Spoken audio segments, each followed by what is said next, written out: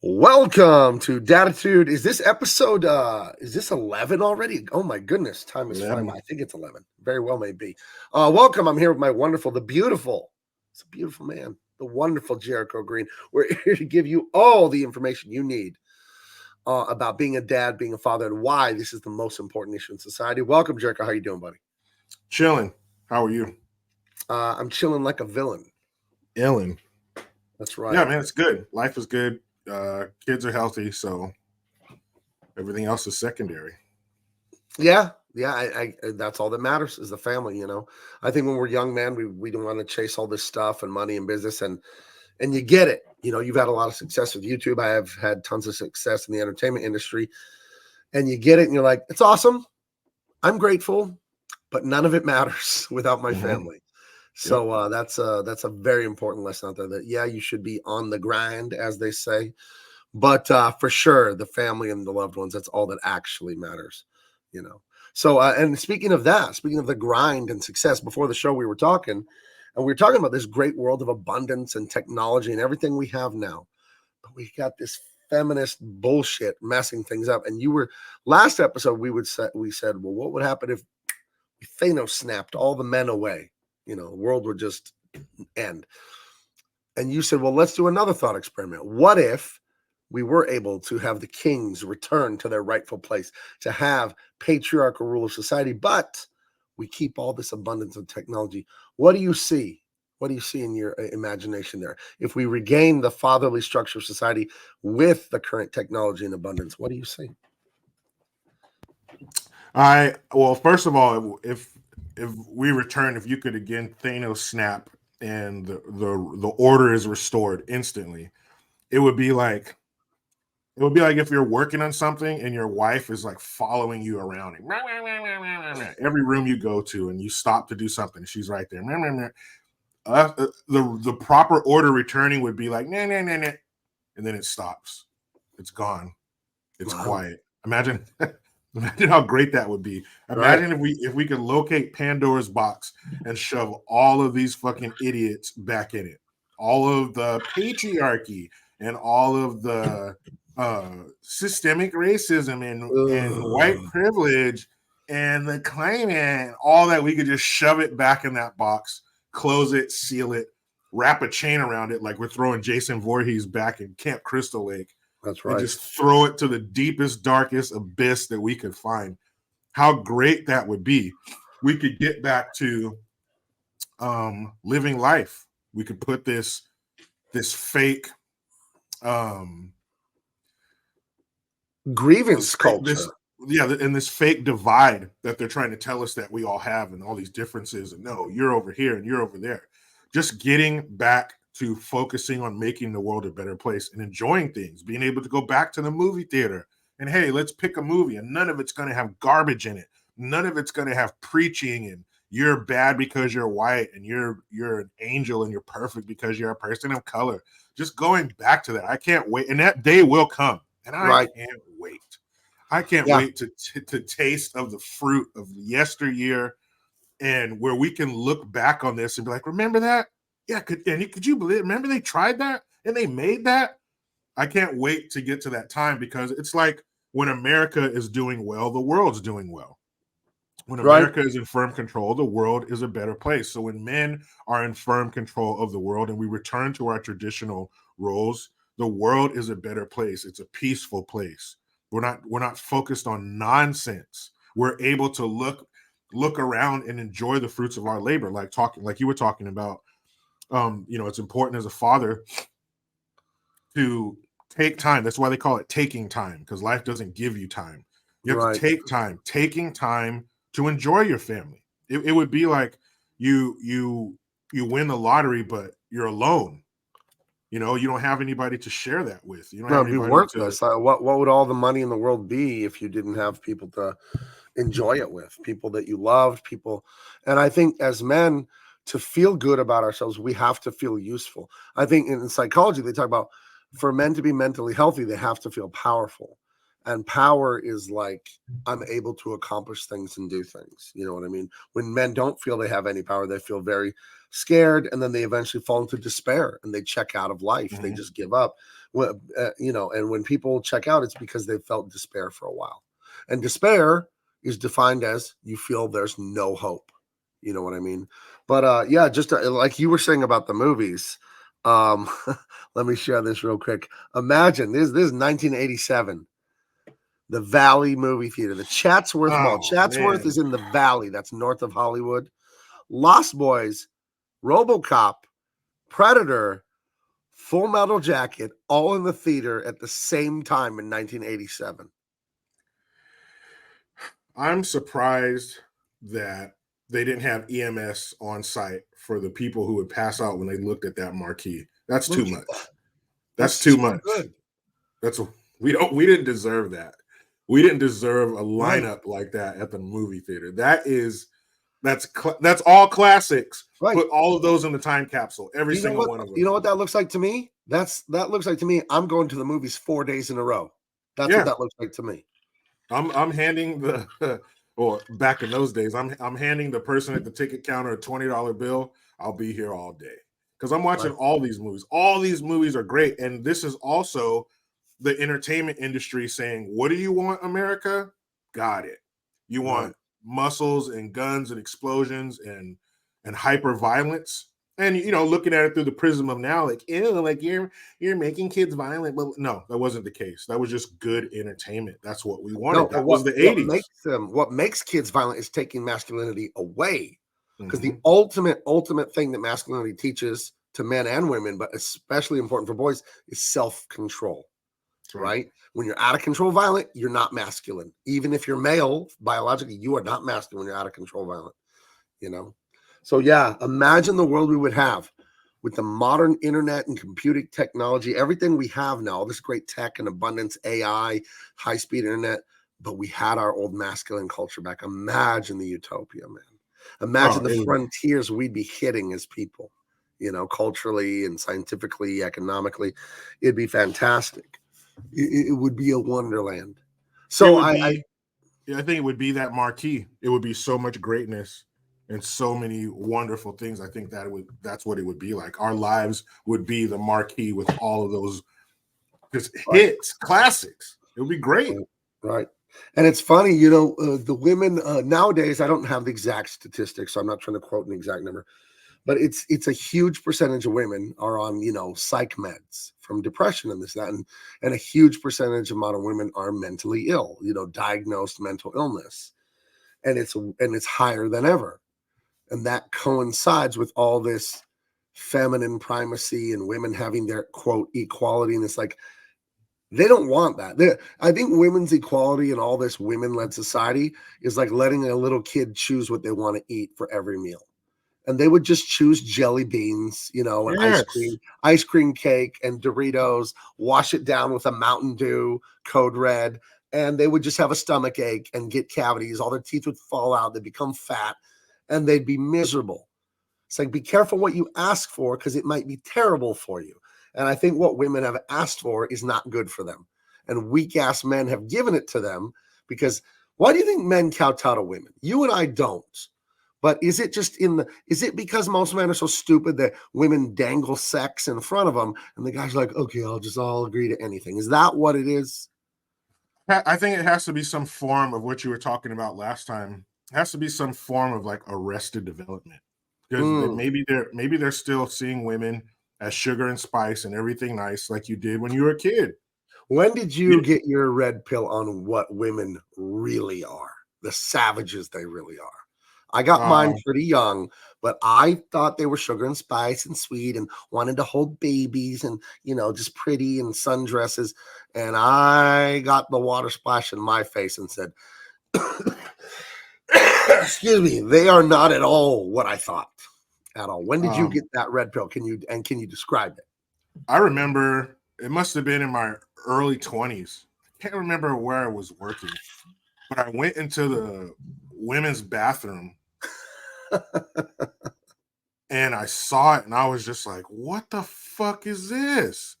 It was a night. It was It disgusting. looks like a murder scene with poop. Yeah, it looks like somebody murdered somebody by shoving shit in their mouth and choking them on it. I was It was everywhere. as I love to mention, I'm a very big guy. You've met me in real life. I'm 6'4", muscle bound, large man. I've been a bouncer at a nightclub, just a part-time gig on the weekends to make money. Almost 15 years ago, did it just for a little bit. And at the end of the night, after I got done throwing hooligans out of the bar, I cleaned up the bar with the other guys. Went into the ladies' room at a nightclub, and that, and if you blood and poop, I'll just leave it Yeah, at that. it's Blood and poop. disgusting. You hear the Horrific. music from Psycho when he threw the shower curtain back, like ring Yeah, ring ring. It is appalling. And your yeah. whole life you're being told that you're the brute, you're the savage, you're the Mm-mm. barbarian, you're the one Oh who's no. filthy and disgusting. And yes, a teenage boy's room is fit for CSI, but we were told the opposite about women. At least it's expected of us. Right. But women are supposed to be these nice little neat things that smell like vanilla bean, and they're clean and proper, and when they sit their knees are together and they wear those gloves and Nope. stuff. No, It's a absolutely thing. Yeah, you disgusting. can't imagine. You think those of you out there listening, Jericho, you don't have to name names. But think of the most beautiful, beautiful woman in the world, like supermodel, movie star, whatever you could think of, the ideal beauty to you, and just know that she can fart like a racehorse. You Ugh. know, and you as a man, you have such cognitive dissonance in your head. Like, no, women's butts aren't for pooping. Yeah, they're They're for for looking me to. and grabbing. It's for pinching and smacking, right? They don't actually poop or anything. Like that's weird. That doesn't make sense. Yeah, they're And you like as a bodily. man, you grow up kind of like literally, obviously they go to the bathroom, but you know what I mean. You have that dissonance in your head of they're these perfect angels. And even being married for a long time, there still needs to be some of that. Oh, I there don't better be want mystery. Yeah, I Yeah. don't want my wife to be like my buddy and all that No, no, stuff no, no. and burping and farting and You're shit. like, No, that yeah, remains forever. yeah. That ladies, to all our 5 female viewers. No, hopefully we have 5 million. But if you're married or dating a guy, do not lift your leg and rip one on the couch. Yeah, Keep the not cool. mystery alive. Not cool. Yeah, because here's Just the thing about the lie about women being sugar and spice. We want to believe it, men. We mm, turn into grown men. We realize it's a lie. I don't care. I'd rather believe the lie. I don't want the truth. Not when it comes to that. I don't want to know. yeah, but not to the point where we allow them to destroy the world, our country and the world. You can't no, like you can't have we're the men in the world, we're the ultimate heavy. We're the bad guy. We're the Right. one we're the party pooper when necessary. Right. And it's necessary. Nobody should be allowed to indulge their every whim and do all of the bad things that they want to do. Everybody has to have either themselves or somebody in their life say, no, we need to stop this, because like you said, it leads to nothing but destruction. Even on a kid's level, if you let them eat all the stuff they want, yeah, their teeth are rotten. I know. I went to a birthday party with my son, and it was with some poor white trash. Nice people, but this little boy was like a year and a half, and all his front teeth were rotten. Oh, I'm like, what? That's just neglect. That's yeah. letting him eat all this candy and go to bed with a bottle of juice or soda in his mouth, and so Ugh. his teeth are just soaked in sugar That's all like night a long. that's like a cliche in the Mexican community. of the little kid with the silver teeth. You know what I Seeing it. mean? Seeing when I Yeah. delivered beer, we were at this store, and you're allowed to start in California. You're allowed to start selling alcohol at 6 a.m. So we would get to some of these stores really early. So we delivered our beer, and we're done by 7 a.m. We're on to the next stop. So we're in line getting some snacks or whatever to hop in the truck and go to the next delivery. And there's a lady standing in front of us at 7 o'clock in the morning, and her little boy had to be 7 or 8 years old, and he had a 16 ounce or 12 ounce bottle, whatever the standard size bottle, 12 ounce bottle of Sprite in one hand and a bag of hot Cheetos in the other. And you're gonna let that's your boy's breakfast? That's your Breakfast. son's breakfast? That's the Oh, first thing he puts in his belly. what would the young master like to order for his breakfast this morning? Would you possibly like maybe some eggs and bacon or maybe a pancake, sir? Oh, There no, you no. go. I'd like a Mountain Dew Code Red and some flaming hot Cheetos. And some talkies, please. Oh, Talkies Fuego, perhaps? The blue. Like, how you can't do that, man. You can't allow your kids to indulge themselves like that. But that lady, I didn't look at her finger. I didn't see if she had a ring on or not, but chances are she was probably a single mom, and it was easier to give this little turd, a bunch of chemicals and sugar for breakfast than to fight him and lay down the law and make him eat some healthy food. And that's something I saw. We used to live in a different town, and we'd show up to school in the morning, and these kids would be rushing into the cafeteria because my daughter's class, where she was in TK, was through the cafeteria. So you see these kids rushing in at 7:30 in the morning to get in line and eat breakfast before the bell rings. Why are these kids walking to school hungry? Why are their bellies not full when they're at home? You have to send your kids to school clean, fed, and well rested. Right. That's what it needs to be. So the teacher check this out. Jericho, it's not that easy. Nobody said it was. Nobody said, hey, nobody said have a family. It's easy. No one's ever uttered those words in their life. But if you send your kid to school clean, well-fed, and well-rested, then here's the kicker, Gabe. Then the teacher can concentrate on teaching. What? I know. Give me a minute. Okay. They don't have to worry about your kid falling asleep or raging on the sugar on the 16-ounce bottle of Sprite you just gave him, only for him to crash in 2 hours, and now the teacher has to deal with that. There is some responsibility. But when we indulge that, that's what you get. You get a mouthful of silver teeth. You get all your front teeth are rotten at 1.5 years, and you're filthy and dirty. And then these people go out in the world, and we have to deal with them. So there is a community element to it. You're not only raising your kids to be good kids, but to be good citizens. We got to do this thing together. Yeah, I agree with you completely. I think as long as we're all going to live together, then you do have a responsibility to your fellow citizens to produce children that will be productive members of society and not be a net drain on it, be a net positive. There's no reason not to, because it's better for everyone. And even if you're not doing it for noble reasons, fine. Do it for selfish reasons. It's better for you. It's better for them. It's better for your own personal family. I would hope you do it for noble reasons. But why would you want less? Why would you ask for less from yourself? It's mind-boggling. Neither of us came from like millions, from wealth, but we were taught, hey, you can be something, work hard. And then we did it. It's like, oh, I guess they were right. I guess it works. I don't understand setting the bar so low. I don't get it. My dad came from nothing to something. He didn't even he didn't even finish high school. He ended up owning multiple businesses, had more than one home. So in America, you just need to be here. Your feet need to be on this soil and work hard, and the world is yours. People will seek you out. They're seeing that you're trying to better yourself and build something. And I'm going to say something controversial. Speaking of kids going to school and showing up hungry and not eating until they get to school, I think there should be no free lunch. Ooh. That's what I think. Because growing up, I never had a free lunch. I did like a couple times just for novelty's sake, like, well, just, have a free lunch. But every day I had a lunch. My mom. No, why? What do you think the free lunch at the high school or the school does? Do you think it encourages poverty, or what do you think it does? I think it encourages and it allows parents to be lazy. I'll just send them to school.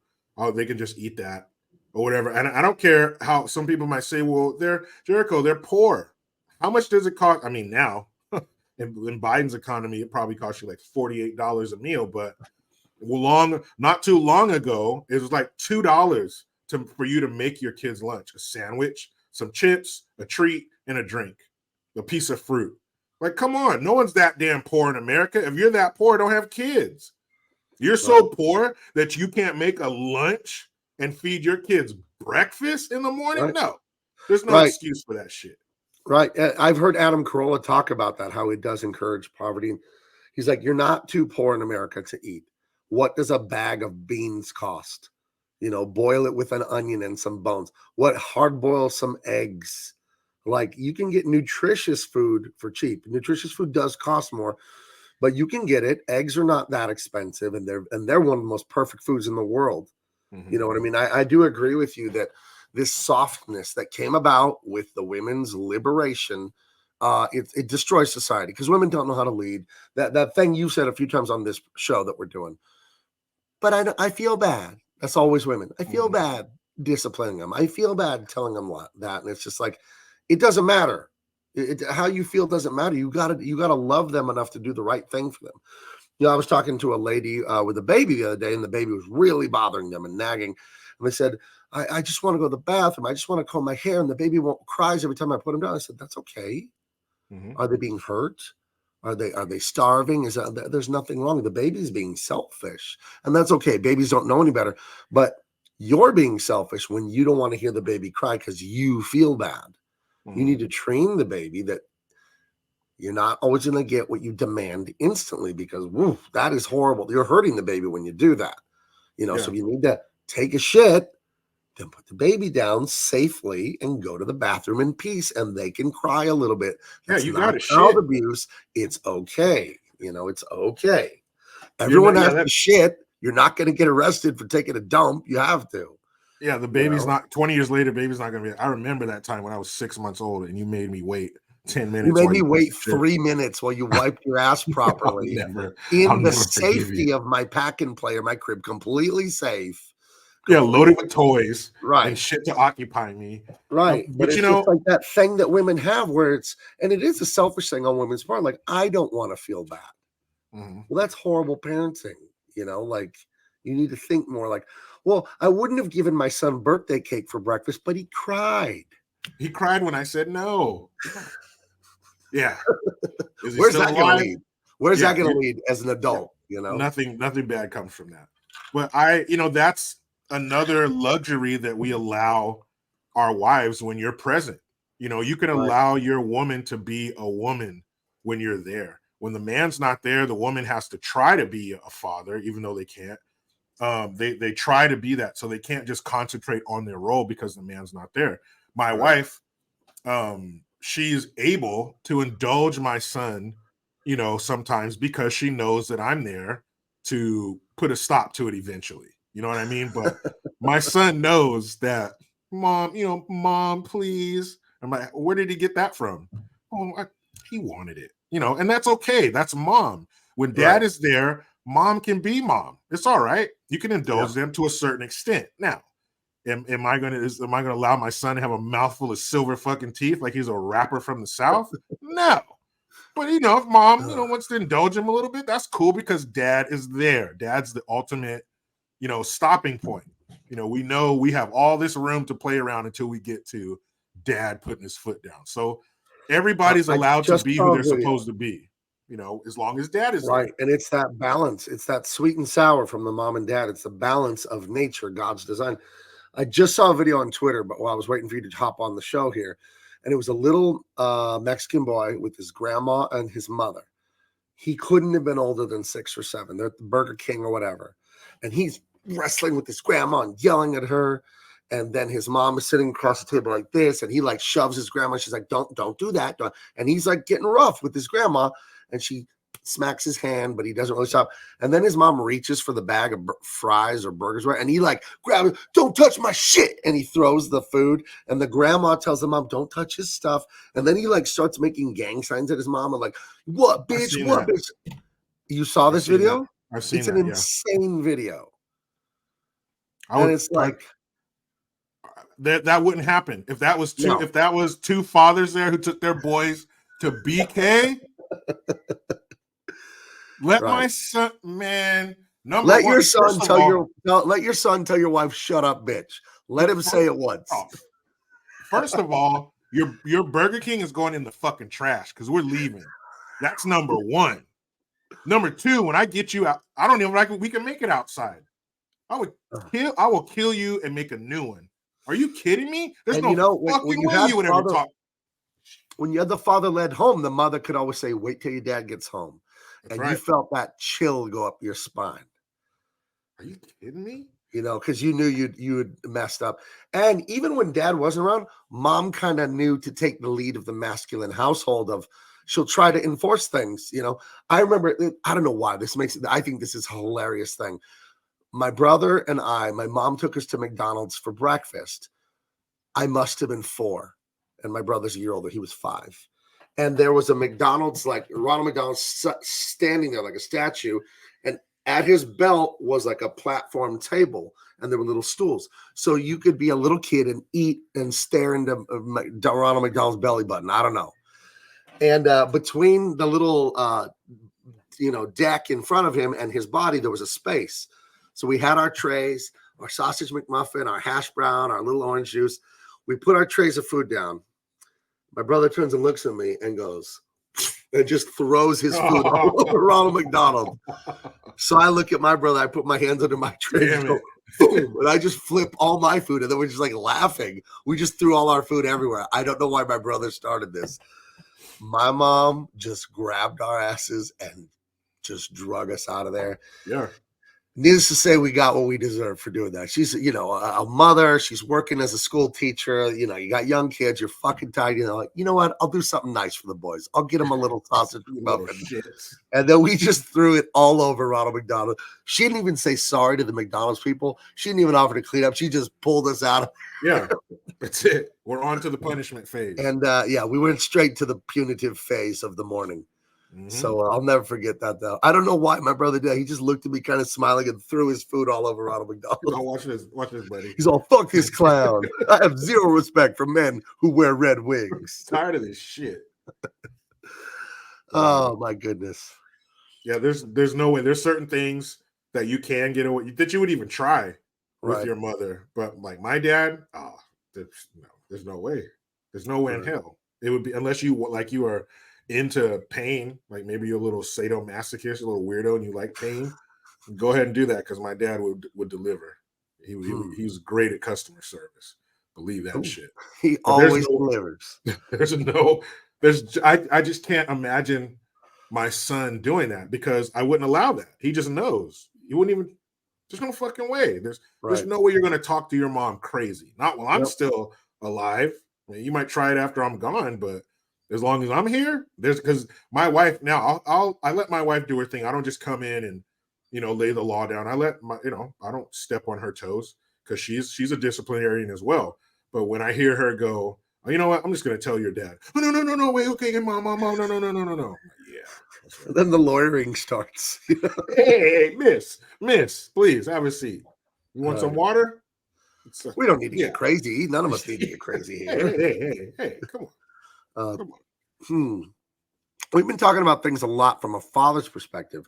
And something I want to talk about on the next episode is what it was like to be sons of strong fathers and grandfathers, and see if we can remember the view up. Because right now we have the view down, and what kind of things stood out to us that our fathers did. I would love to talk about the examples in our lives.